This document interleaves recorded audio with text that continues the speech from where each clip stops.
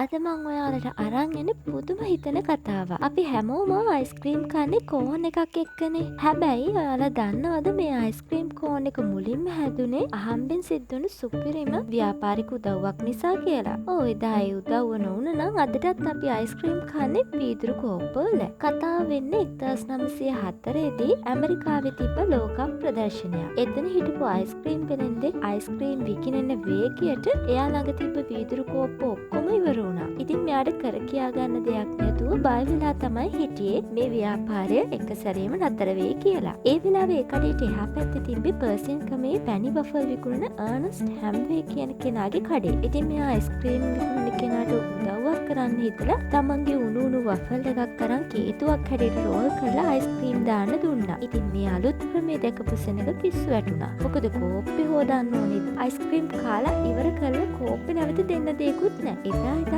Ice cream කෝන් එක ලෝකේ හොල්ලපු business එකක් වුණා. ඉතින් ඔයාලා අයිස්ක්‍රීම් කන්න ආස කෝන් එකද නැත්නම් කෝප් එකද කියලා පහලින් කමෙන්ට් කරන්න.